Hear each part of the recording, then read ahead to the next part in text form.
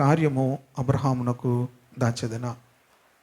అప్పుడు ఆ మనుష్యులు అనగా దేవుడు అబ్రహాము యొక్క ఇంటికి వచ్చినట్లుగా 18వ అధ్యాయం మొదట్లో మనం చూస్తాం.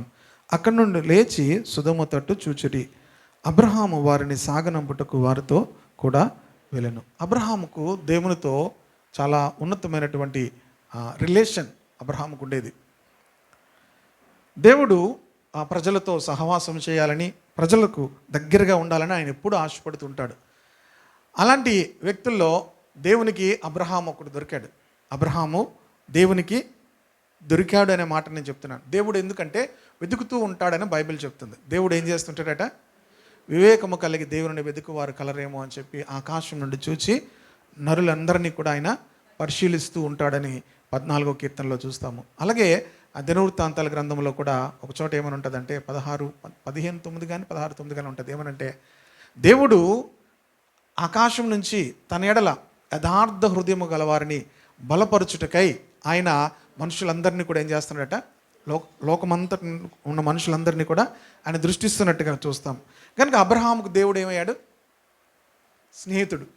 దేవునికి అబ్రహాం స్నేహితుడు, అబ్రహాముకు దేవుడు స్నేహితుడు. అందుకనే తన ఇంటికి వచ్చినట్టుగా చూస్తాం. అప్పుడు ఆ మనుషులు అక్కడ నుండి లేచి మరి సొదొమ తట్టు చూచినప్పుడు అప్పుడు యెహోవా నేను చేయబో కార్యము అబ్రహామునకు దాచెదనా. దేవుడు అబ్రహాముకు ఏది కూడా దాచడానికి ఆయన ఇష్టపడటం లేదు. నేను చేయబోయే కార్యము అబ్రహామునకు దాచెదనా అంటున్నాడు. కనుక కొన్ని జస్ట్ అలా వచనాలు చూపించి నేను మరలా వాక్యంలోనికి వెళ్తాను. 18వ అధ్యాయంలో మనం చూసినట్లయితే మరియు మమ్రే దగ్గరున్న సింధూర వనములో అబ్రహాము ఎండవేళ గుడారపు ద్వారమందు కూర్చొని ఉన్నప్పుడు యెహోవా అతనికి కనబడెను. ఎవరు కనబడారంట? యెహోవా అతనికి కనబడెను. అతడు కన్నులెత్తి చూసినప్పుడు 3 మనుషులు అతని ఎదుట నిలవబడి ఉండరు. మొదట ఏముంది? యెహోవా అతనికి కనబడెను. చూస్తే ఎంతమంది ఉన్నారు? ఎలా చూస్తే? కన్నులెత్తి చూస్తే ఎంతమంది కనిపించారు? 3. మామూలుగా చూస్తే ఎంతమంది ఉన్నారు? అంటే ఏం చేయాలి మనం? 3 కనబడాలంటే కన్నులు ఎత్తి చూడాలి. చాలామందికి ఇది ఇప్పటికీ కూడా అర్థం కాదు. ఎంత ప్రయత్నం చేస్తున్నా ఎన్నో వాదాలు చేస్తుంటారు. సింపుల్గా ఉంది అక్కడ కదా. యెహోవా అతనికి కనబడెను.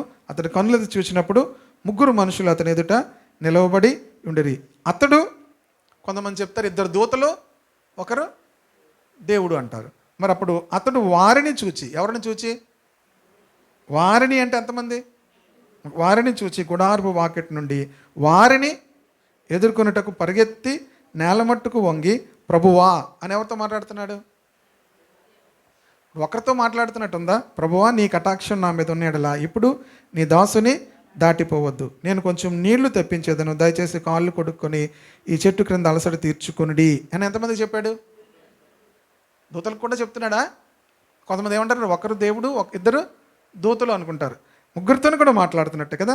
అలసట తీర్చుకున్నది, కొంచెం ఆహారం తెచ్చేదను, మీ అంటే అందరూ కదా, మీ ప్రాణములను బలపరుచుకున్నది, తరువాత మీరు వెళ్ళవచ్చును. ఇందు నిమిత్తమే కదా మీ దాసుని యొద్దకు వచ్చితిరనెను. వారు అంటే 3 అంతే కదా, ఒకరే మాట్లాడాలి కదా. వారు నీవు చెప్పినట్లు చేయుమనగా. చూడండి, జాగ్రత్తగా మనం బైబిల్ నెమ్మదిగా చదివితే చక్కగా అర్థమవుతుంది. పెద్ద మిస్టరీస్ అన్నీ మనం అనుకుంటాం, కానీ బైబిల్ ఒక్కొక్క వర్సెస్ కూడా మనము జాగ్రత్తగా చదివితే దేవుని యొక్క మర్మము మనకు అర్థమవుతుంది. కనుక యెహోవా అతనికి కనబడెను. కానీ ఎంతమంది ఉన్నారట అక్కడ?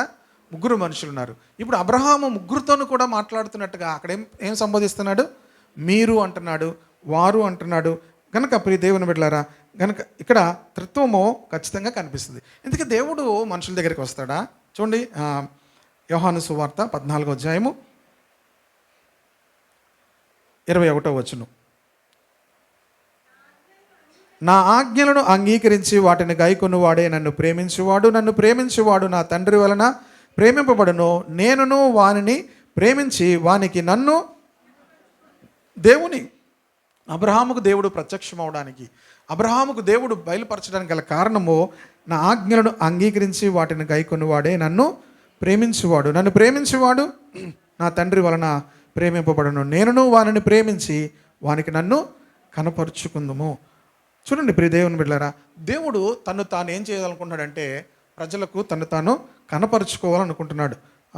23వ వచనం కూడా, యేసు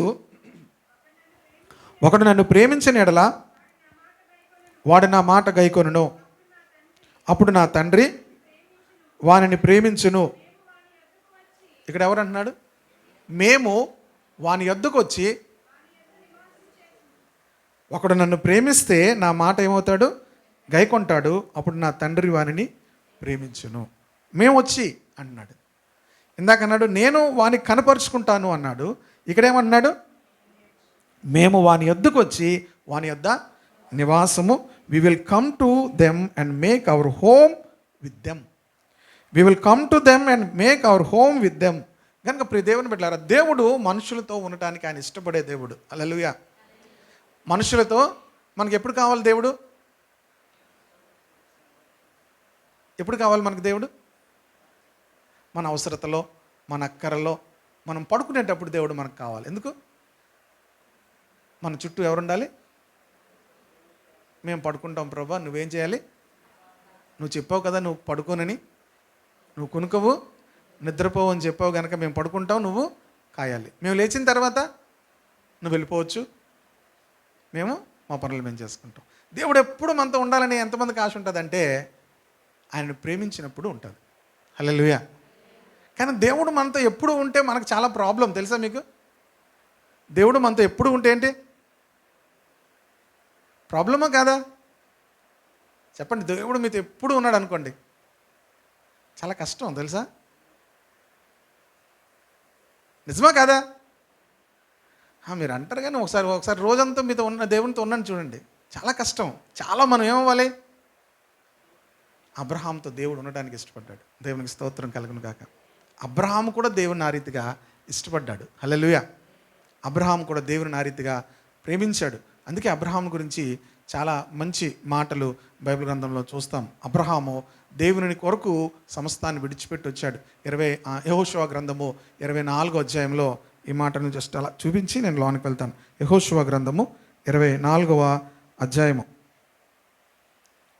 24వ అధ్యాయంలో 2వ వచనం చెబుతున్నాను. యెహోవా జనులందరితో ఇట్లనెను, యెహోషువ జనులందరితో ఇట్లనెను, ఇశ్రాయేలు దేవుడైన యెహోవా చెప్పునదేమనగా, ఆది కాలం నుండి మీ పితరులు అనగా అబ్రహామునకును నాహోరునకును తండ్రి అయిన తేరాహు కుటుంబములు నది అద్దరిని నివసించి ఇతర దేవతలను పూజించిరి. అయితే నేను నది అద్దరు నుండి మీ పితరుడైన అబ్రహాము తోడుకొని వచ్చి కనాను దేశం అంతటా సంచరింపచేసి అతనికి సంతానం విస్తరింపచేసి అతనుకు ఇస్సాకును ఇచ్చితిని. అబ్రహామును దేవుడు ఎక్కడి నుంచి పిలిచాడో చెప్తున్నాడు. ఎక్కడి నుంచి పిలిచాడట? అబ్రహామును తెరహ కుటుంబమును యూఫ్రటీస్ నది అవతల వాళ్ళు ఇతర దేవతలను ఏం చేసేవారట? పూజించారు. చూడండి, ఇదే విషయాన్ని స్టెఫను కూడా చెప్తాడు. 7వ అధ్యాయము అపోస్తలుల కార్యములు 2వ వచనము.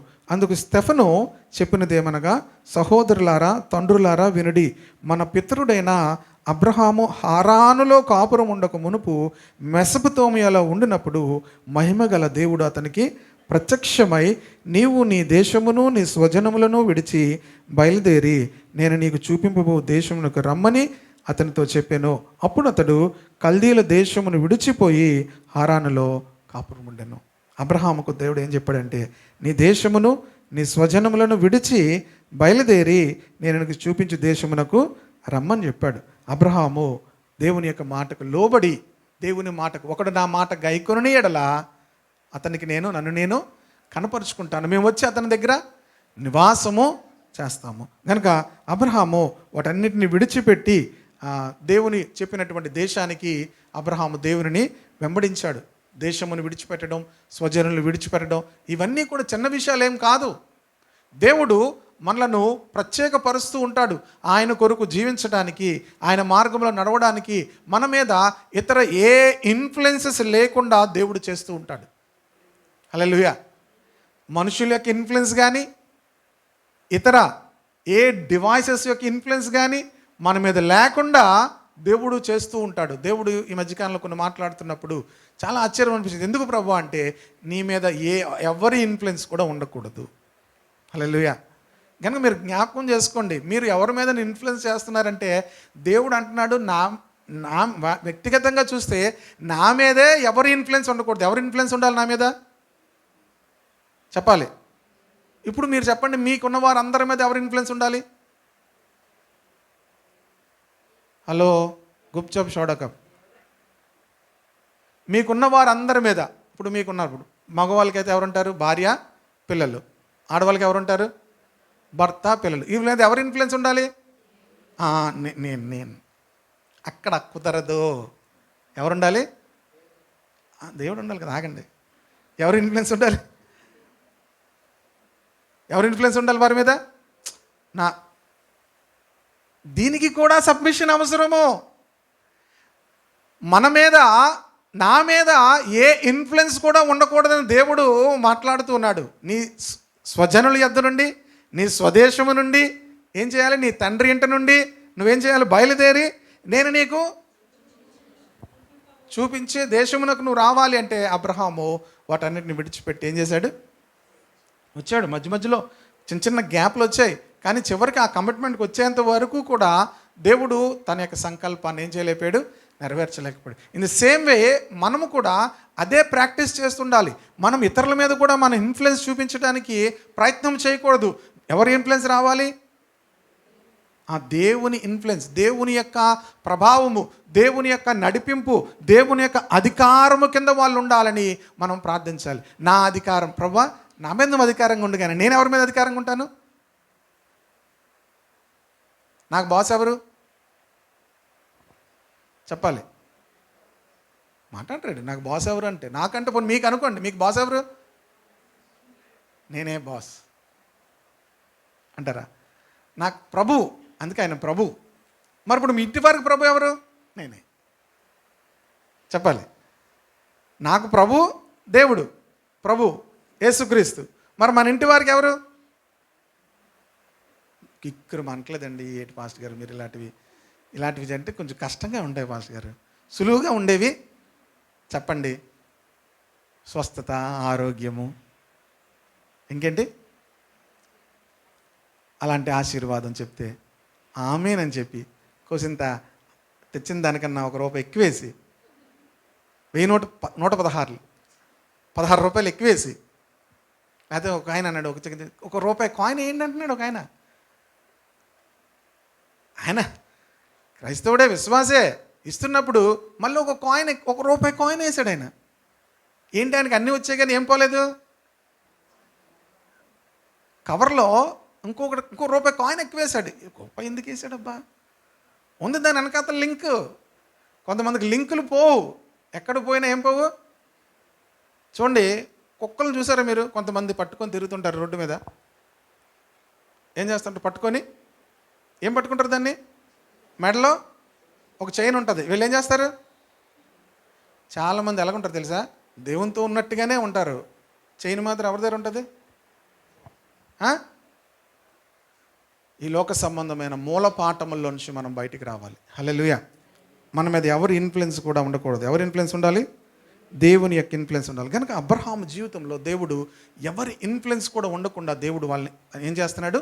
ప్రత్యేకపరుచుకుంటున్నాడు. దేవుడు మనల్ని కూడా ఎవరి ఇన్ఫ్లుయెన్స్ కూడా మన మీద పనిచేయకుండా ప్రత్యేకపరుచుకుంటూ ఉంటాడు. ఇన్ ద సేమ్ వే మనము కూడా మనం ఏం చేస్తామంటే, ఓకే ప్రభువా నన్ను నేను సబ్మిట్ చేసుకుంటాను, కానీ నేను ఎవరి మీద నా ఇన్ఫ్లుయెన్స్ ఉండాలి? నా భార్య, నా పిల్లల మీద మాత్రం నా ఇన్ఫ్లుయెన్సే, దేవుని ఇన్ఫ్లుయెన్స్ ఉండకూడదు. మనం ఎలా సబ్మిట్ చేసుకుంటామో మన కుటుంబాన్ని కూడా అలాగే దేవునికి అప్పగించాలి. ఓకే, నేను లోనికి వెళ్ళిపోతాను. అబ్రహాంని అలాగే దేవుడు ప్రత్యేకపరుచుకున్నాడు. కనుక ప్రియ దేవుని బిడ్డలారా, అబ్రహాంతో దేవుడు అంటున్నాడు, అబ్రహాము వారు వెళ్ళిపోతున్నప్పుడు అబ్రహాం వారికి విందు చేశాడు, చక్కగా ఆహారం పెట్టాడు. తర్వాత వాళ్ళు వెళ్ళిపోతున్నప్పుడు వారిని ఏం చేశారట? సాగనంపుటకు వారితో కూడా వెళ్ళాను. అప్పుడు దేవుడు అంటున్నాడు, నేను చేయబోయే కార్యం అబ్రహామునకు దాచెదనా. అబ్రహాం వెళ్ళిపోతున్నాడు. దేవుడు ఒక ఉద్దేశంతో ఆయన ఇక్కడికి వచ్చాడు. ఎందుకు వచ్చాడంటే, సొదొమ గొమొర్రాల యొక్క పాపము పరిపక్వమైంది. చాలాసార్లు మనం అనుకుంటాము, దేవుడు ఎందుకు తీర్పు తీర్చడు ఇంత కఠినంగా ఉన్నప్పటికి కూడా అనుకుంటాం. పాపము పరిపక్వమైనప్పుడు దేవుడు వారికి ఏం చేస్తాడు? తీర్పు తీరుస్తాడు. కనాన దేశముని గురించి కూడా అదే చెప్తాడు. వారి యొక్క క్రియలు ఇంకా ఏమవ్వలేదు, వారి పాపము వారి యొక్క ఇంకా సంపూర్ణము కాలేదు గనుక వారు ఆ తర్వాత నేను వారి మీదకి చూడండి 15వ అధ్యాయం ఆదికాండము 16వ వచనం చూడండి. అమోరీల అక్రమము ఇంకా ఏం కాలేదు. జస్ట్ చిన్న మాటే కదా, దాని అర్థం తెలుసా మీకు? దేవుడు వారి ఆ కానాన దేశంలోనికి ఇశ్రాయేలీయులను పంపించడానికి ఇంకా ఏం కాలేదు, ఏం సంపూర్ణం కాలేదు. అమోరీల, మీరు అనుకుంటారు ఇంకా ఎందుకు దేవుడు తీర్పు తీర్చట్లేదా అనుకుంటారు. వారి అక్రమము ఏమవ్వాలి, సంపూర్ణమైనప్పుడు అనగా కనుక కాలేదు కనుక నీ 4వ తరము వారు ఇక్కడికి 4వ తరం కనుక అబ్రహాము తరువాత 4వ తరం వారు కనాను దేశంలోనికి వెళ్ళినట్టుగా మనము చూస్తాము. కనుక దేవుడు ఎప్పుడూ కూడా తన సమయం కొరకు వెయిట్ చేస్తుంటాడు. ఈ సొదొమ వారి గురించి కూడా ఏం చేస్తాడు తెలుసా? వారు అలా చేశారో లేదో చూడండి 18:21 చూడండి, 20 కూడా చదువమ్మ. మరియు యెహోవా సొదొమ గొమొర్రాలను గూర్చిన మొర గొప్పది గనుక వాటి పాపము బహుభారమైనది గనుకను నేను దిగిపోయి నా యొద్దకు వచ్చి నా మొర చొప్పున వారు సంపూర్ణముగా చేసారో లేదో చూచెదను. సంపూర్ణమైతే దేవుని యొక్క జడ్జిమెంట్ వస్తుంది. దేవుడు ఎప్పుడు ఇస్తాడు తీర్పు? అక్కడ ఇందాక ఏమన్నాడు? అమోరీయుల యొక్క అక్రమము సంపూర్ణమైందో లేదో చూస్తారన్నాడు. ఇక్కడ సొదొమ గొమొర్రాలను నాశనం చేయడానికి కూడా వచ్చినప్పుడు వారు సంపూర్ణముగా అటువంటి అక్రమంలో ఉన్నారా లేదా చూసి వారికి ఏం చేస్తాడు? దేవుడు తీర్పు తీరుస్తాడు అంటున్నాడు. కనుక ఆ తీర్పు గురించి నేను ఇవాళ ఏం చెప్పను, కానీ అబ్రహాం జీవితంలో జరిగిన కొన్ని విషయాలు మాత్రమే నేను చెప్తాను. ఇప్పుడు జెనసిస్ 18 చదువుదాము. అబ్రహాము నిశ్చయముగా బలము గల గొప్ప జనమగును, అతని మూలముగా భూమిలోని సమస్త జనములను ఆశీర్వదింపబడును. అబ్రహాముకు దేవుడు చెప్తున్నాడు, అబ్రహాము నిశ్చయముగా ఏమవుతాడు? బలము గల గొప్ప జనమగును, భూమిలోని సమస్త జనములను ఏమవుతారు? ఆశీర్వదింపబడతారు. అబ్రహాముకి ఇది 2 విధాలుగా, అబ్రహాం యొక్క విధేయతను బట్టి దేవుడు అబ్రహాముకు ఏం చేశాడు? వాగ్దానమును చేసినట్లుగా మనం చూస్తాము. అలాగే అబ్రహాము జీవితంలో నుంచి క్రీస్తు వస్తున్నట్లుగా కూడా మనము అపోస్తులైన పౌలు గలతీ పత్రిక 3వ అధ్యాయము 16వ వచనంలో చెప్తాడు. చూడండి, గలతీ పత్రిక 3వ అధ్యాయం 16వ వచనం. మీరు తీకిపోయిన పైన ఉంటుంది, మీరు చూడొచ్చు.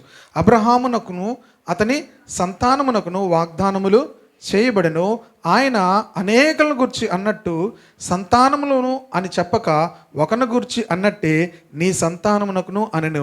ఆ సంతానము క్రీస్తు. ఆ సంతానం ఎవరు? క్రీస్తు. కనుక అబ్రహాము జీవితంలో నుంచి ఎవరు రావాలి? క్రీస్తు రావాలి. కనుక మనల్ని కూడా దేవుడు ఎందుకు ప్రత్యేకపరచుకుంటాడంటే మనలోంచి ఎవరు బయటికి రావాలి? క్రీస్తు బయలుపడాలి. ఎవరు బయలుపడాలి? క్రీస్తు బయలుపడాలి.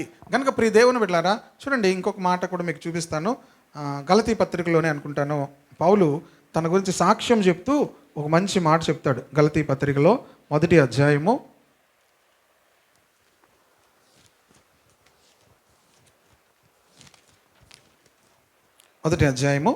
15వ వచనం చూడండి. ఆయనను తల్లి గర్భం నందు పడినది మొదలుకొని నన్ను ప్రత్యేకపరిచి తన కృపచేత నేను అన్ని జనులలో తన కుమారుని ప్రకటింపవలనని ఆయనను నాయందు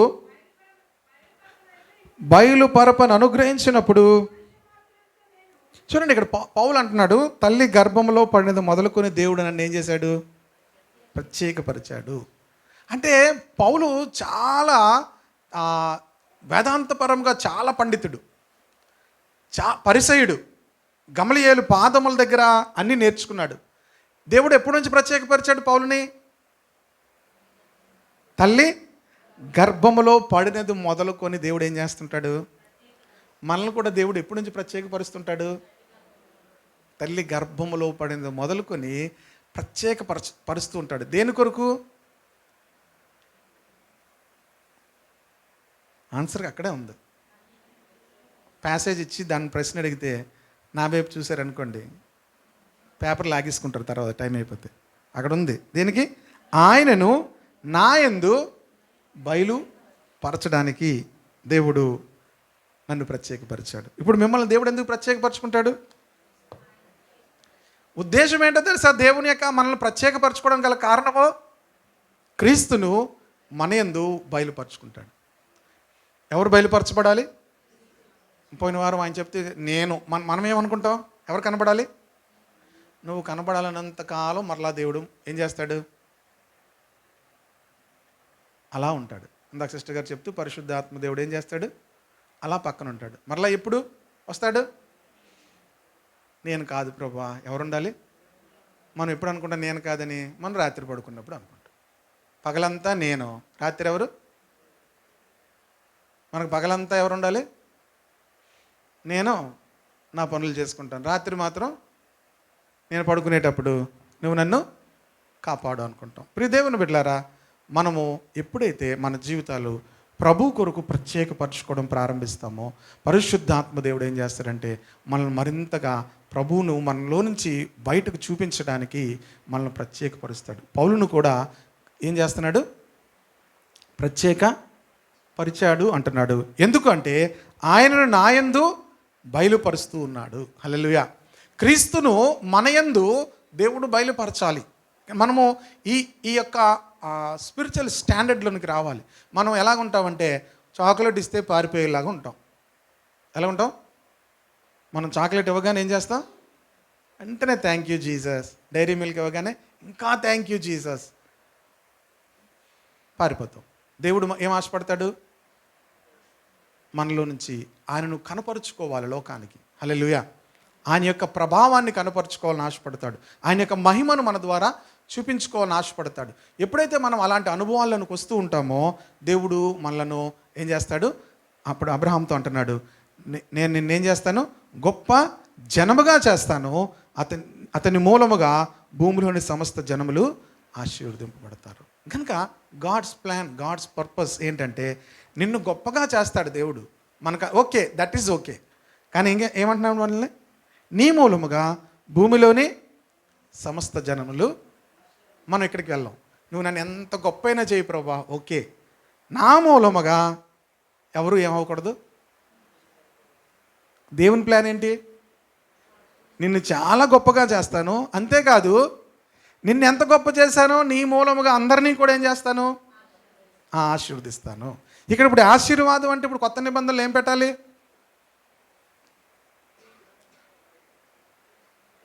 ఏం పెట్టాలి? క్రీస్తుని పెట్టాలి. ఓకే, గలతీ పత్రికలకు చూస్తే మనకు క్లియర్ అయిపోద్ది. గలతీ పత్రిక 3వ అధ్యాయము.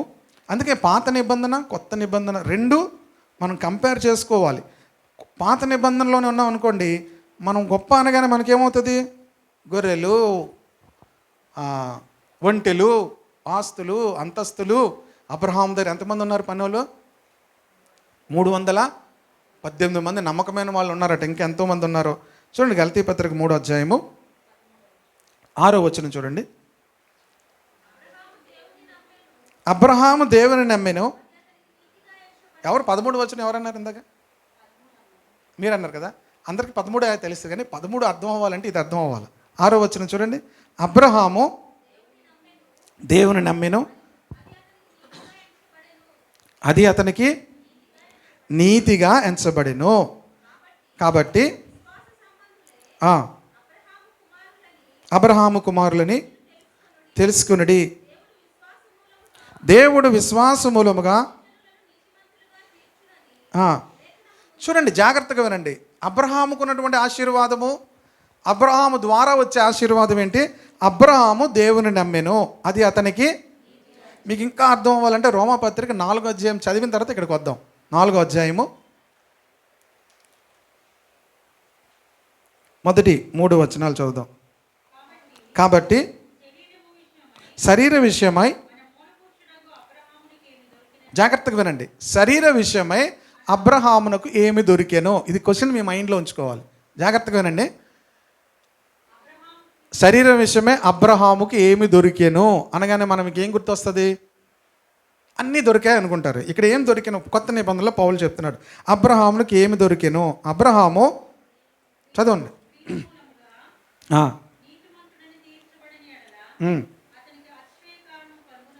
ఆ. దేవుని ఎదుట కలగదు. లేఖనం ఏమి చెప్తున్నది? అబ్రహాము దేవుని నమ్మెను. అప్పుడు అబ్రహాముకి ఏం దొరికింది చెప్పండి.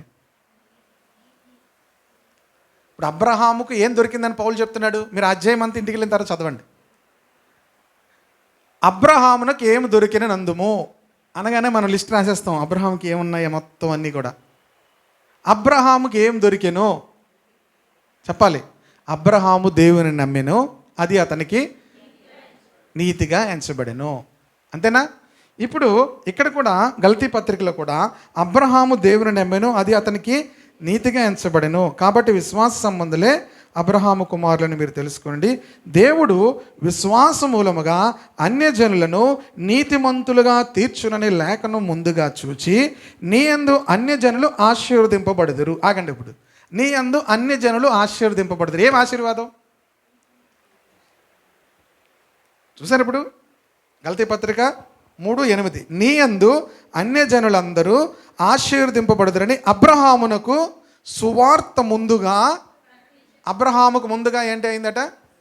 సువార్త ప్రకటింపబడింది. మనకు ఎవరికి కనిపించదు, దేవుడు ప్రకటించాడు. దేవుని ఆత్మ కలిగిన వారు చూడొచ్చు. అబ్రహాముకి ఏం కలిగింది? ఎవరు ప్రకటించారట సువార్త? సువార్త అన్న దగ్గర ఎవరు ఉండాలి? సువార్త అనగానే ఎవరు ఉండాలి? క్రీస్తు ఉండాలి. ఓకేనా?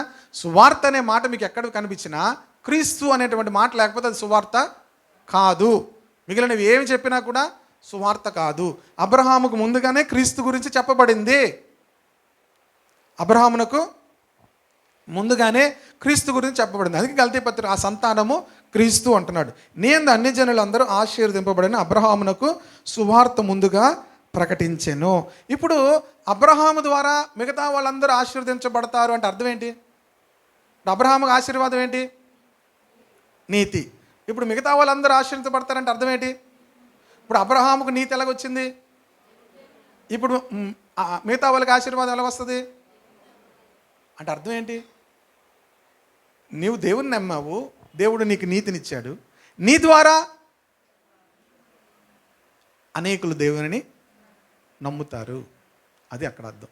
కనుక ప్రియ దేవుని బిడ్డలారా, నీ యందు అన్యజనులు అందరూ ఆశీర్వదింపబడుదురు అని అబ్రహామునకు సువార్త ముందుగా ప్రకటింపబడిన అంటే అన్యజనులు అందరూ కూడా రక్షించబడతారు. కనుక ఆ మాటనే చూడండి. ఇప్పుడు 13 చూడండి. ఆత్మను గుర్చిన వాగ్దానము విశ్వాసం వల్ల మనకు లభించినట్లు అబ్రహాము పొందిన ఆశీర్వచనము. మనకు కామన్గా ఏం చెప్తారు? ఇది అబ్రహాము యొక్క బ్లెస్సింగ్ ఆఫ్ ద అబ్రహాం అంటారు కదా. జనరల్గా బ్లెస్సింగ్ ఆఫ్ ద అబ్రహాం. ఇక్కడ ఏమనుంది క్లియర్గా చూడండి. లేఖనాలను ప్రతి దాన్ని కూడా ఒకటి మనం చూడాలి. అబ్రహాము పొందిన ఆశీర్వచనము. ఏం వచనం ఇప్పుడు అది చెప్పాలి అందరూ.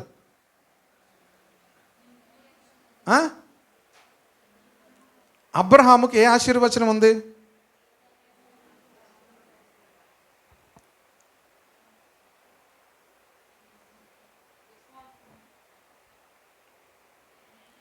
సరే, ఎంతమంది ఫెయిల్? అబ్రహాముకి ఏ ఆశీర్వచనం ఉందో, నీ యందు అన్యజనులందరూ ఆశీర్వదింపబడుదురు అని అబ్రహామునకు సువార్త ముందుగా ప్రకటించెను. అబ్రహాముకి ఏ ఆశీర్వచనం ఉంది? అది ఆశీర్వచనం. నీ యందు అన్యజనులు. అక్కడ పాత నిబంధనలు ఏం చూసాం? నిన్ను ఏమన్నాడు దేవుడు? నిన్ను నిశ్చయముగా బలము గల గొప్ప జనం అగును, అతని మూలంగా భూమిలోని సమస్త జనములు ఆశీర్వదింపబడును. ఇదే మనకు తెలుసు. కొత్త నిబంధనలకు వచ్చేసరికి పౌలు ఏమంటున్నాడు? నీ యందు అన్యజనులు అందరూ ఆశీర్వదింపబడతారు. అదే అన్నాడు. కానీ అని అబ్రహామునకు సువార్త ముందుగా ప్రకటింపబడెను. హల్లెలూయా. ఈ సువార్త అనేది మనకు పాత నిబంధనలో మనకు కనబడదు. కొత్త నిబంధనలోకి వచ్చేసరికి పౌలు ఏం యాడ్ చేశాడు? సువార్త అన్నాడు. మనము ఆత్మపూర్ణం అయితేనే కానీ ఆ విషయాలు మనకు అర్థం కొత్త నిబంధన లేకుండా పాత నిబంధన చదివితే అసంపూర్ణముగా ఉంటుంది. కానీ కొత్త నిబంధనలకు వచ్చేసరికి అబ్రహామునకు ఏం ప్రకటించబడిందట? సువార్త ప్రకటించబడింది. అది అన్ని జనులకు దేవుడిచ్చినటువంటి ఆశీర్వచనము. ఇప్పుడు ఇక్కడ ఏమన్నాడు? విశ్వాసం వల్ల ఆత్మను గుర్చిన వాగ్దానం 13వ వచనము, విశ్వాసం వల్ల మనకు లభించినట్లు అబ్రహాము పొందిన ఆశీర్వచనము. He redeemed us in order that blessing given to Abraham might come to the Gentiles through Christ Jesus. Blessing ఏంటి? ఆ బ్లెస్సింగ్ మనకున్నట్టు ఆలోచన ఏంటంటే సేమ్ యాజ్ అబ్రహాం బ్లెస్డ్ మనం కూడా అలా బ్లెస్ అవుతాం. ఏంటి బ్లెస్ అయ్యాడు? అందుకే రోమపత్రికలు ఏం చేశాడు? అబ్రహాముకి ఏమి దొరికెను? మీకు ఎవరన్నా క్వశ్చన్ వేసి ఆన్సర్ అడిగారు, అబ్రహామునకు ఏమి దొరికెను? మీరు వెంటనే రాసి అబ్రహాం దగ్గర ఎన్ని గొర్రెలు ఉన్నాయి, అబ్రహాం దగ్గర ఎన్ని మేకలు ఉన్నాయి, ఎన్ని మేక పిల్లలు ఉన్నాయి, గొర్రె పిల్లలు ఉన్నాయి, ఆవులు ఉన్నాయి, ఆంబోతులు ఉన్నాయి, ఇంకేమున్నాయి, ఇల్లులు ఉన్నాయి, ఇవన్నీ మనం రాసేసి ఎక్కడ మర్చిపోయాడు? అబ్రహాముకి ఏమి దొరికెను? అబ్రహాముకు నీతి దొరికింది. ఎవరి నీతి? దేవుని నీతి దొరికింది. అబ్రహాము దేవుని నమ్మెను, అది అతనికి నీతిగా ఎంచబడెను. సో ఇప్పుడు అబ్రహాము ద్వారా వచ్చే ఆశీర్వాదం ఏంటి చెప్పాలి? ఇప్పుడు అన్యజనులు ఆశీర్వచనము. తెలుగు బైబిల్లోనే కరెక్ట్గా ఉంటుంది ఈ వర్డ్. అబ్రహాము పొందిన ఆశీర్వచనము క్రీస్తు యేసు ద్వారా అన్యజనులకు కలుగుటకై. క్రీస్తు యేసు ద్వారా అన్ని జనులకు కలుగుటకై అంటే క్రీస్తు యేసును విశ్వాసం ఉంచిన వారందరూ కూడా నీతిమంతులుగా తీర్చబడుతున్నారు. హల్లెలూయా, హల్లెలూయా. రోమపత్రిక 4వ అధ్యాయంలో ఈ మాట వివరించి లాస్ట్కి వచ్చేసరికి ఏం చెప్తాడు చూడండి. ఆ 4వ అధ్యాయంలో చివరి మాటకు రండి.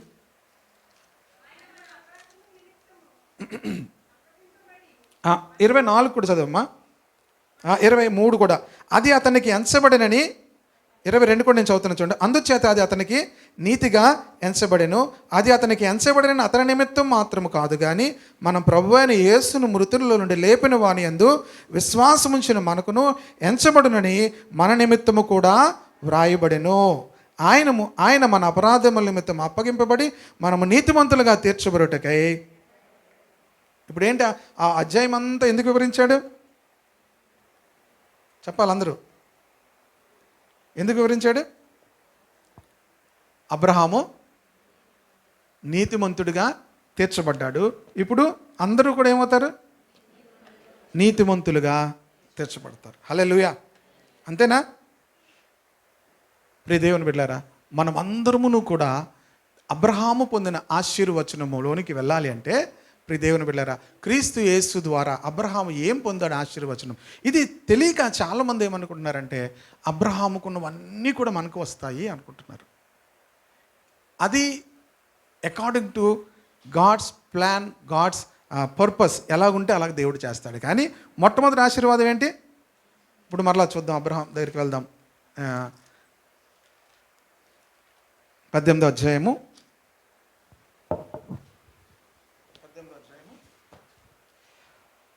18-19 వచనాలు చదువుదాం. ఎట్లనగా యెహోవా అబ్రహామును గూర్చి చెప్పినది అతనికి కలుగు చేయనట్లు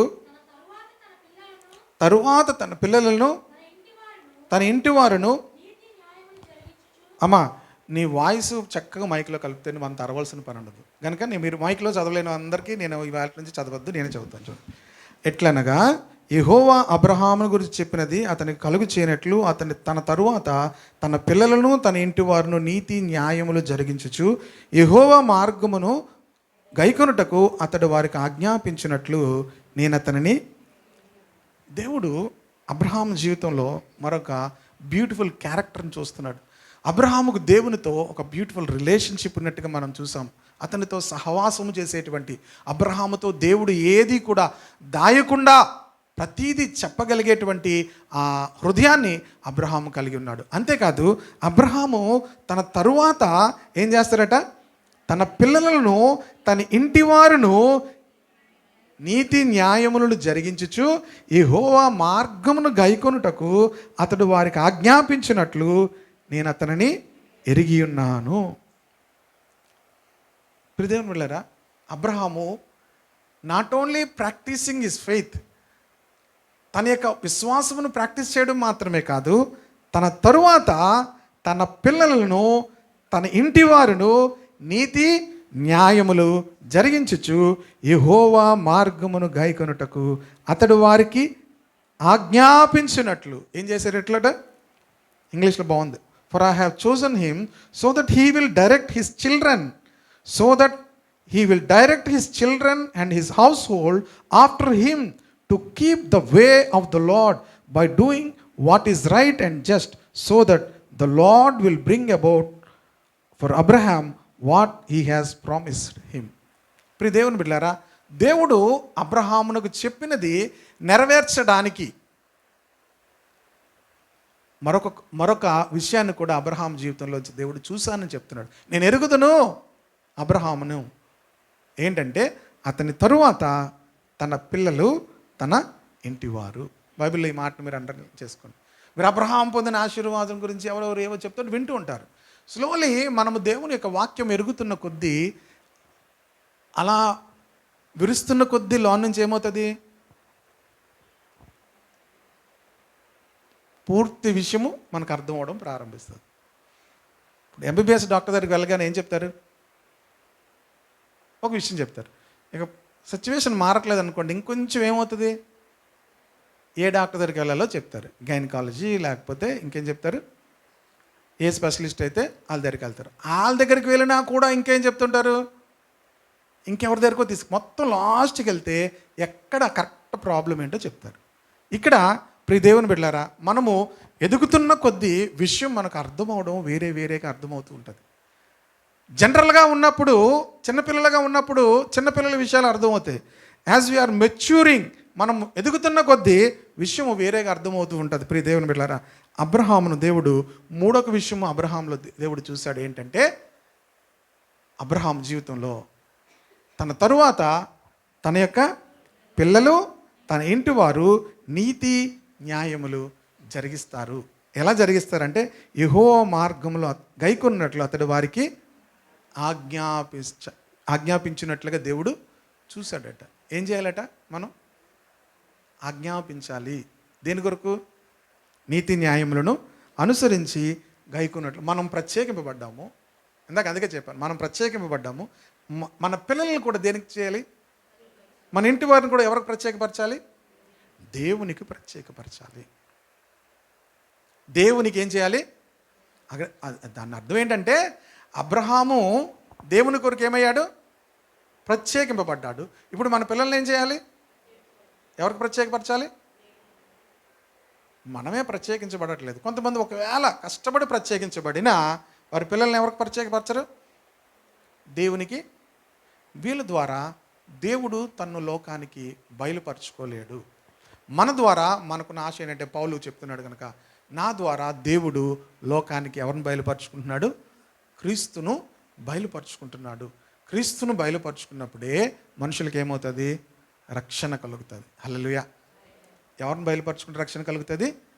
క్రీస్తును బయలుపరుచుకున్నప్పుడు. ఎస్ఆర్ మనోహర్ గారు ఈ మాట నాకు 94-95లో ఎస్ఆర్ మనోహర్ గారు వచ్చినప్పుడు ఒక విషయం చెప్పారు. ఆయన స్టార్టింగ్ మినిస్ట్రీలో ఒక విలేజ్కి తీసుకెళ్ళారంట. ఒక విలేజ్కి తీసుకెళ్ళినప్పుడు ఆయన ఆ ఊరు చాలా బురదతో కూడిన ఊరు, కాళ్ళు ఇంతంత లోనికి వెళ్ళిపోయావంట బురదలోకి. అలా వెళ్ళి ప్రకటిస్తున్నప్పుడు ఆ తర్వాత ప్రార్థన అయిపోయిన తర్వాత వాళ్ళు పిలిచారంట. మా ఊర్లో ఒక ఆమెకు ఈవిల్ స్పిరిట్ పట్టింది, మీరు రండి అంటే, సాధారణంగా స్టార్టింగ్ మినిస్ట్రీ కనుక ఇదేంటి ఈవిల్ స్పిరిట్ పడితే నన్ను పిలుస్తున్నారు మొత్తం మీద, సరే నాకు ఏం తెలియదు అని చెప్పి వెళ్ళారండి. ఆమె వెళ్ళేసరికి ఆమె ఈయనకన్నా ఎత్తుందట. ఈయనే చాలా హైట్ ఉంటాడు, ఈయనకన్నా ఎత్తుంది, ఈయనకన్నా లావు ఉందంట. ఎవరు వచ్చినా ఇసిరేస్తుందట. ఎవరు వచ్చినా, కొంతమంది దగ్గర చాలా బలం ఉంటుంది. అదే బలమో తెలుసా? అమ్మో ఆవిడతో సాలేమండి అంటున్నారు అనుకోండి, ఏ బలం అది? ఆవిడ ఎవరు వచ్చినా ఇసిరేస్తుందంట. ఈయన వెళ్ళేసరికి ఈయనేమో మామూలుగా సన్నంగా ఉన్నాడు. ఈయన ఎప్పుడైతే వెళ్తున్నాడో రావద్దు రావద్దు రావద్దు అంటుందట. ఈయన రావద్దు అంటుంది ఏంటి, కంగారు పడుతున్నాడు. ఈయనలోన ఈయన భయం ఉంటుంది, ఈయన భయం ఈయనకు ఉంటుంది. రావద్దు రావద్దు రావద్దు అంటుంటే ఇప్పుడు దేవుని బిడ్డలారా, ఈయన ముందుకెళ్తున్న కొద్దీ ప్రభువా ప్రభువా అంటుందట. ఏంటి ప్రభువా ప్రభువా అంటే విషయం అర్థమైంది. ఈ నెమ్మదిగా ఇంకప్పుడు ఇలాగ అనుకున్నాడట, ఏంటి లోన ఎవరున్నారా? నేను కాదు. మొన్న మీకు చెప్పాను కదా, ఒక ఈవిల్ స్పిరిట్ ఒక అమ్మగారు అక్క వచ్చారని. మొదటి రోజు ఇంట్లో గట్టి కేకలేస్తుంటే నేను స్నానం చేస్తాను, బిన్ని డాడీ డాడీ రండి అన్నాడు. ఆవిడ నేను వెళ్ళేసరికి నువ్వు రావద్దు నువ్వు రావద్దు నువ్వు రావద్దు, నీ దగ్గర చాలా బలం ఉంది అంటుంది. నా దగ్గర బలం ఉండడం ఏంటి? నా దగ్గర ఎక్కడుంది బలం అనుకుంటున్నాను నేను. నాకు అర్థమైంది ఎవరున్నారు. మీరు నా దగ్గర బలం అనుకుని మీరు ఇలాగ అన్నారనుకోండి, నేను వచ్చాడంటే ఎవడొచ్చాడు?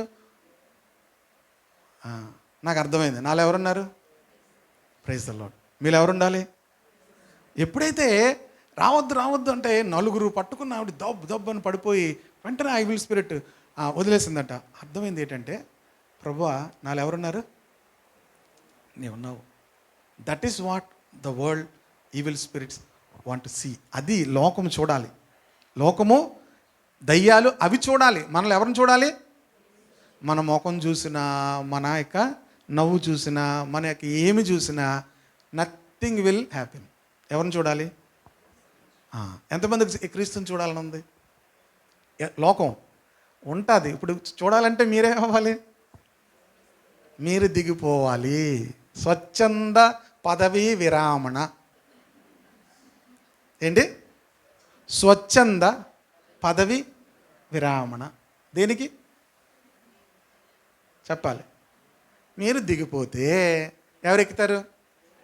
మనం ఏం చేస్తామంటే, రాత్రులు ప్రభువా నువ్వు ఉండు, పగలు నాది. ఈ ఇంటంతటికి నేనే రూలర్. ఎంతమందికి రూలర్గా ఉండాలని ఉంది? అందరికీ ఉంటుంది. ఎంతమందికి ఏసే రూలర్గా ఉండాలని ఉంది? అది ఉంటుంది. మనకు అది ఉంటుంది, ఇది ఉంటుంది. అందుకనే డే అయింది, డే మంది, నైట్ షిఫ్ట్ ఆయనది. అందుకే కదండి ఆయనకి తక్కువ చేయట్లేదు. ఒక ఆవిడ అన్నది, ఒక ఆవిడకి అనారోగ్యం వచ్చిందంట. అనారోగ్యం వచ్చినప్పుడు చాలా బాధపడుతూ ఆ తలనొప్పితో అందరికీ ప్రార్థన చేస్తుందట. ఒక ఆవిడ సువార్త చెప్తే ఆవిడ ముందు అన్ని బొమ్మలు ఉన్నాయన్నమాట వాళ్ళ ఇంట్లో. అప్పుడు అందరికీ ప్రార్థన చేస్తూ అన్నీ చెప్తూ, ఏసే నీకేడు తక్కువ చేశాను ప్రభువా ఆవిడ చెప్తుంది. ఆవిడ సాక్ష్యంలో ఏసే ఫోటో కూడా ఉంది. ప్రభు నీకేడు తక్కువ చేశాను, అలాగే నీకే వేస్తున్నాను కదా. ఏంటి? ఆ నూనె, ఆ దీపం, అవి ఏం చేస్తారు? ఏసే నీకేడు తక్కువ చేశాను, అలాగే నీకు చేస్తాను, నువ్వేనా నాకు సాయం చేయొచ్చు కదా. నీకేడు తక్కువ చేశానంటుంది. నీకేడు తక్కువ చేయడం కాదు, ఆయన్నే ఎక్కువ చేయాలి. హల్లెలూయా. ఇవన్నిటికన్నా ఎక్కువగా ఆయన్ని ఏం చేయాలి? మనం హెచ్చించాలి. ప్రభువుని మనము హెచ్చించాలి అన్నిటికన్నా. అందుకే పేతురు ఏమంటాడంటే, మీ హృదయములలో క్రీస్తును ప్రభువుగా ప్రతిష్ఠించండి అంటాడు. క్రీస్తును మీ హృదయములలో ఏం చేయాలి?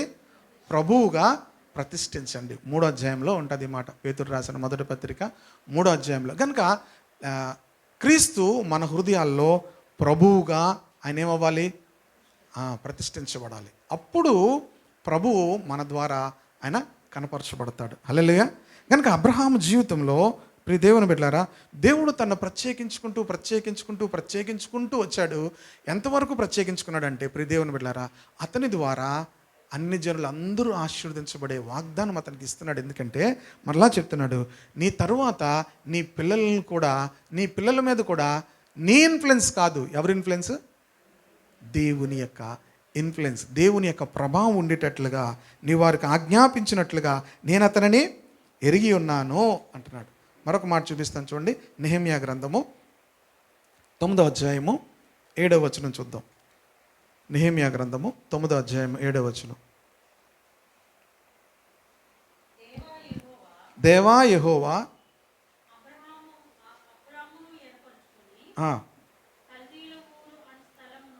కల్దీయుల ఊరు అనే స్థలము నుండి యువతలకు అతన్ని రప్పించి అతనికి అబ్రహామును పేరు పెట్టిన వాడువు నీవే.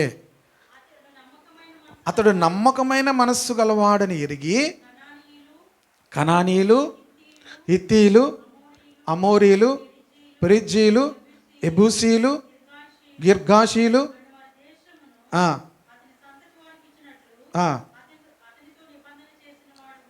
అతనితో నిబంధన చేసిన వాడు నీవే.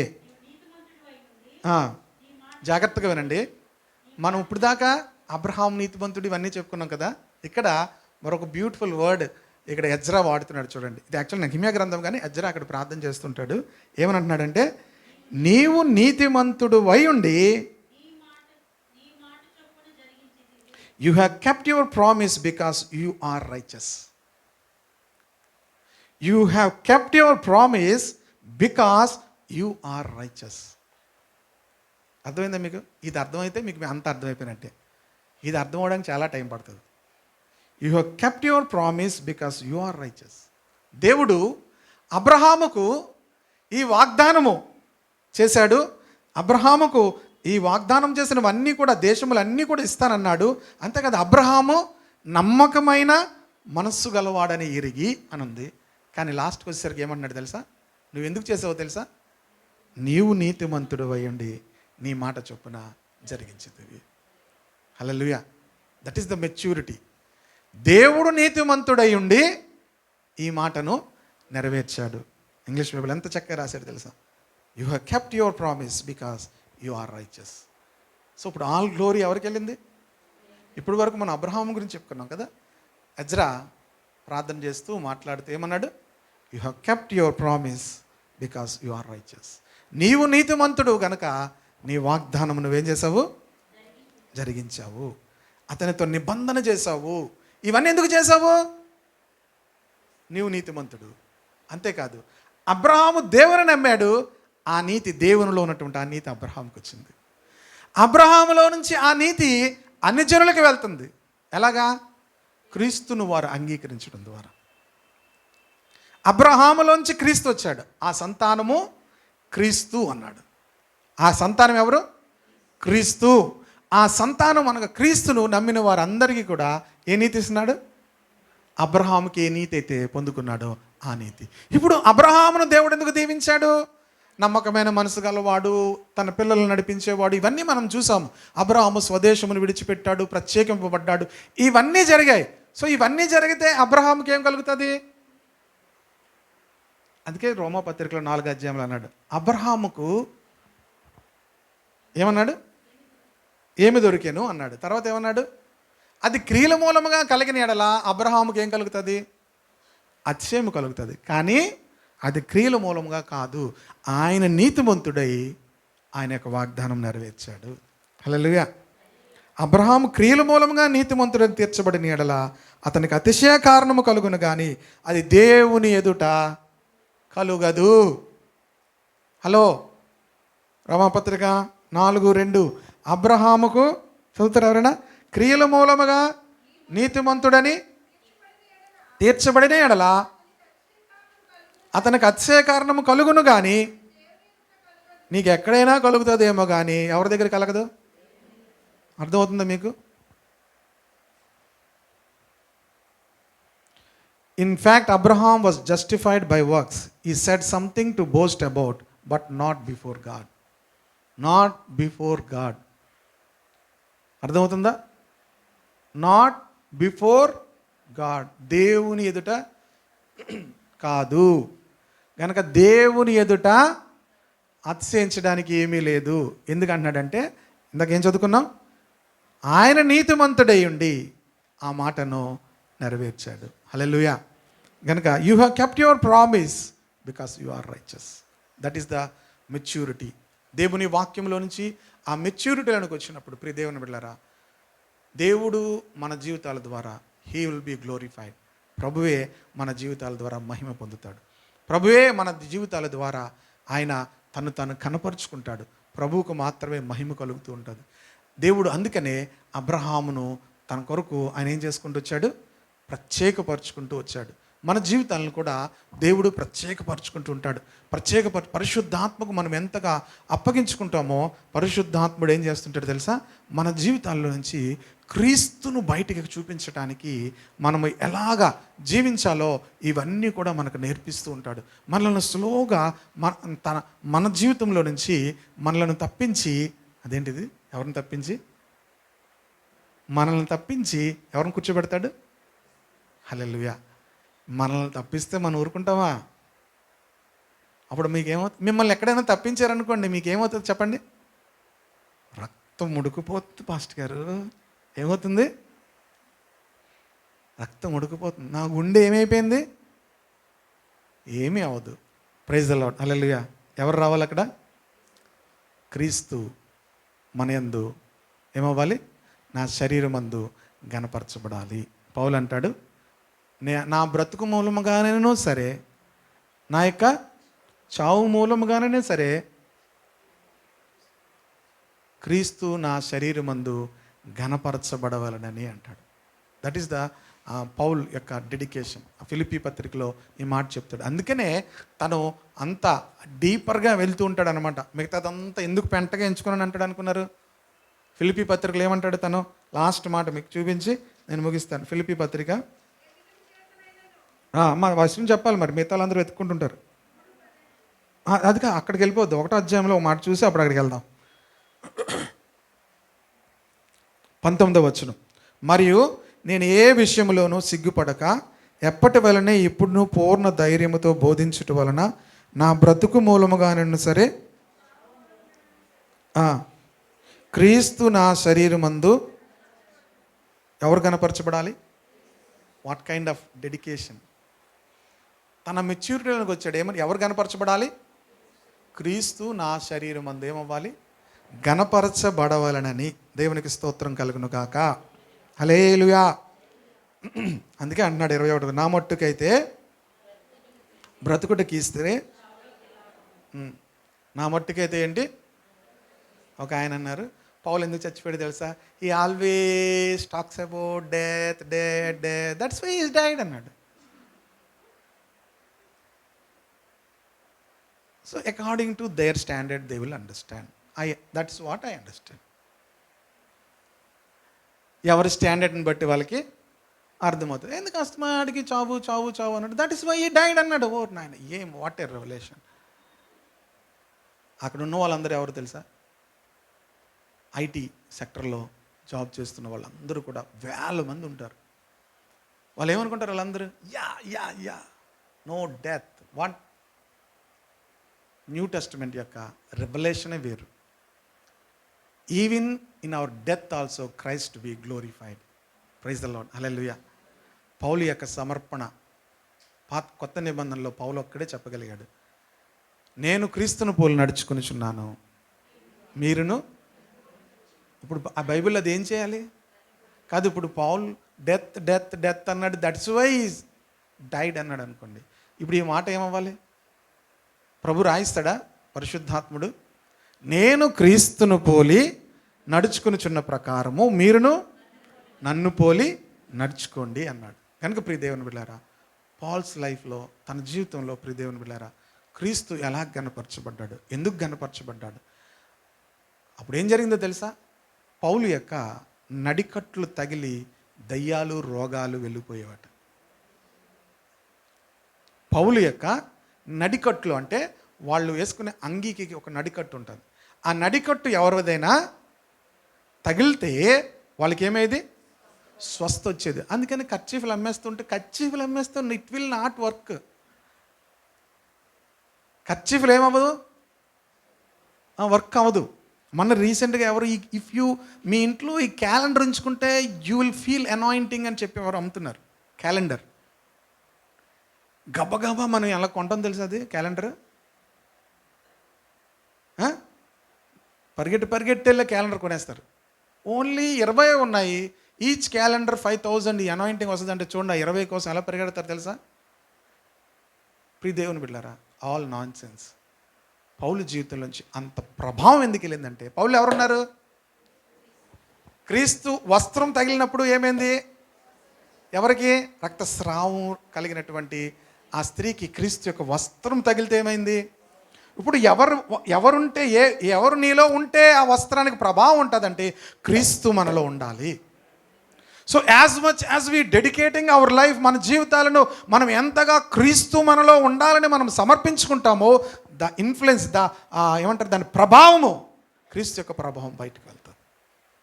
మనలో ఏముండదు. అందుకే అబ్రాహాము గురించి ఎంత చెప్పినా ఎజ్రా ఏమన్నాడంటే, నీవు నీతిమంతుడు, బికాస్ యు ఆర్ రైచస్. నీవు నీతిమంతుడు అయ్యుండి నీ వాగ్దానము నువ్వు నెరవేర్చావు. Because you are righteous, that is why you promised. Because you kept your promise because you are righteous. ప్రియ దేవుని బిడ్డలారా, ఎంత మనం హెచ్చించబడినా ఒకటి మాత్రం మర్చిపోకూడదు, దేవుడు మన ద్వారా ఆయన కార్యాలు చేయాలి. ఆమేన్. అందుకని అబ్రహామును దేవుడు ఏం చేసేవాడంటే ఆయన ప్రత్యేకించుకునేవాడు. ఎందుకు ప్రత్యేకించుకునేవాడు అంటే, దేవుడు ఎంత కఠినాత్ముడా, ఏంటి ఇలాగా తల్లిదండ్రులను స్వదేశమును అన్నీ విడిచి రమ్మన్నాడు. ఎందుకు అంటే అబ్రహాములోంచి దేవుడు క్రీస్తును లోకానికి చూపించాలని ఆశపడుతున్నాడు. హల్లెలూయా. అబ్రహాం మీద ఎవరి ఇన్ఫ్లుయెన్స్ కూడా ఉండకూడదు. ఒకవేళ అబ్రహాం మీద ఎవరి ఇన్ఫ్లుయెన్స్ ఉన్నా, ఎందుకు భార్య ఇన్ఫ్లుయెన్స్ వచ్చింది. భార్య ఏం చెప్పింది? ఆగర్ని బోల్డ్ ఐడియాలు ఇస్తారు మనకి ఎవరి ఇన్ఫ్లుయెన్స్ ఉన్నా. మా అమ్మగారు నాకు బోల్డ్ ఐడియాలు ఇస్తారు ప్రతిరోజు. అమ్మ లేదు కానీ చెప్పేస్తున్నాను. మా అమ్మగారు నాకు ఏం చేస్తారు, ఏది చేస్తున్నా కూడా మంచి ఐడియాలు ఇస్తుంటారు. చిన్ని నాకు ఒక ఆలోచన వచ్చిందిరా, నీతో సరే రా అంటారు.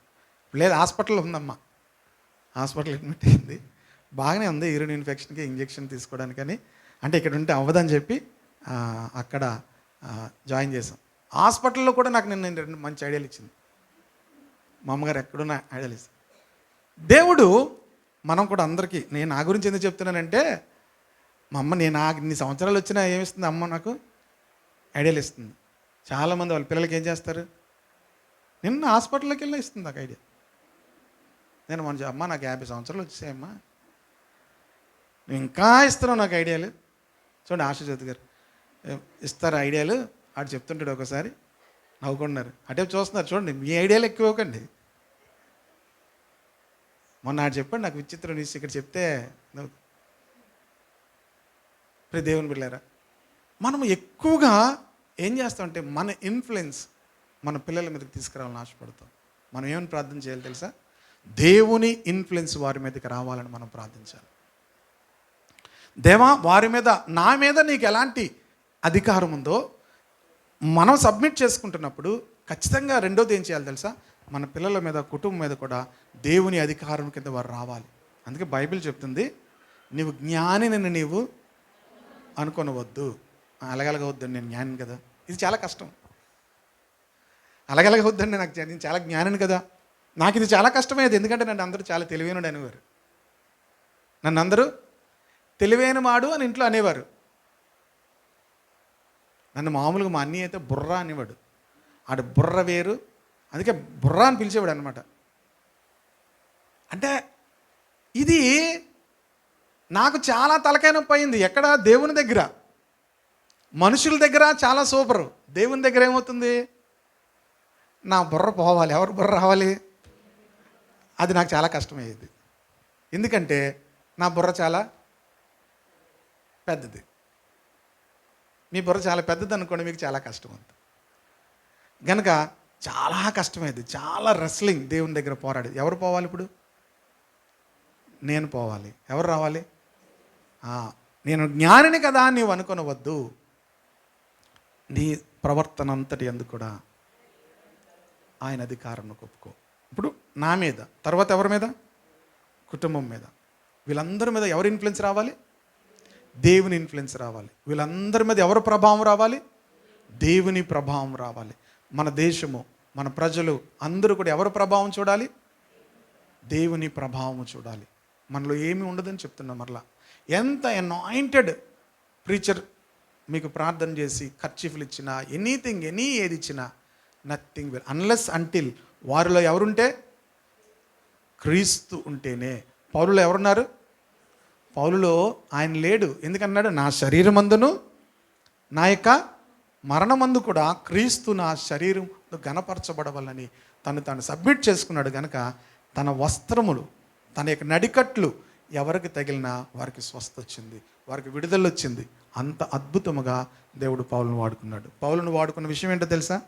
ఆసియా అందంతటా పౌలు, దాదాపు ఆసియా అందంతటా జనులను ఒప్పించి ప్రభువు వైపుకు త్రిప్పి ఉన్నాడు అని అదేది అర్తమీదేవి యొక్క కంసాలు చెప్తాడు. అర్తమీదేవి దగ్గర గుళ్ళుకి ఆ గోపురాలు చేయించేటువంటి ఆ కంసాలు చెప్తాడు ఈ పౌలు దాదాపు ఆసియా అంతటా కూడా ప్రజలను తిప్పాడు కనుక పౌలు డెత్ అని డెత్ అయిపోలేదు. ఓకే, కనుక ప్రియ దేవుని బిడ్డలారా, పీపుల్ థింక్ లైక్ దట్. పౌలు జీవితంలో నుంచి క్రీస్తు ప్రత్యక్షమయ్యాడు. దేవునికి స్తోత్రములు కలుగును గాక. హల్లెలూయా. మన జీవితాల్లో నుంచి కూడా క్రీస్తు బయటికి రావాలంటే మనల్ని మనం ఏం చేయాలి? ప్రభు కొరకు ప్రత్యేకించుకోవాలి. అబ్రహామును స్వదేశము నుండి, స్వజనుల నుండి, తండ్రి ఇంటి నుండి దేవుడు స్టెప్ బై స్టెప్ ఏం చేశాడు? ప్రత్యేకపరుస్తూ వచ్చాడు. ఎందుకంటే నా ఇన్ఫ్లుయెన్స్ నీ మీద ఉండాలి. తర్వాత అబ్రహాం ఏమయ్యాడు? దేవునికి స్నేహితుడైపోయాడు. అబ్రహాముకు నేను ఏం చేయలేను, దాయలేను. ఎందుకో తెలుసా? అబ్రహాము నమ్మకమైన మనసు గలవాడు. అబ్రహాము తన తరువాత తన పిల్లలను కూడా అటువంటి మార్గంలో నడిపించుకుని గనవాడని నేను ఎరిగి ఉన్నాను అంటున్నాడు. కనుక మనందరి జీవితాల నుంచి కూడా దేవుడు ఈ కార్యము చేయాలని ఆశపడుతుంటాడు. ప్రియ దేవుని బిడ్డలారా, సమయం అయిపోయింది. ఇంకా బోల్ రాసుకున్నాను, కానీ ప్రభు చిత్తమైనట్లయితే నెక్స్ట్ తర్వాత వీక్స్లో నేను చెప్పడానికి ప్రయత్నం చేస్తాను. Praise the Lord. హల్లెలూయా. మహాదేవుడా, మహోన్నతుడా, నిన్నే స్తుతింతును. కృపామయుడా, దయామయుడా, నిన్నే గణపరతును. మహాదేవుడా, మహోన్నతుడా, నిన్నే స్తుతింతును. కృపామయుడా, దయామయుడా, నిన్నే గణపరతును. మహిమా నీకే, ఘనత నీకే, మహిమా నీకే, ఘనత నీకే, ప్రభావము నీకే, నీకే నీకే నా యేసయ్యా. మహాదేవుడా, మహోన్నతుడా, నిన్నే గణపరతును. కృపామయుడా, దయామయుడా, నిన్నే గణపరతును. నన్ను ఎడబాయని నా పరమ తండ్రి, నన్ను విడువని నా కన్న తండ్రి, నన్ను ఎడబాయని నా పరమ తండ్రి, నన్ను విడువని నా కన్న తండ్రి, నీలో నివసించి నీకై ఫలించి, నీలో నివసించి నీకై ఫలించి, నిన్నే నిన్నే కనపరతును. మహాదేవుడా, మహోన్నతుడా, నిన్నే కనపరతును. కృపామయుడా, దయామయుడా, నిన్నే కీర్తింతును. మహిమా నీకే, ఘనత నీకే, మహిమా నీకే, ఘనత నీకే, ప్రభా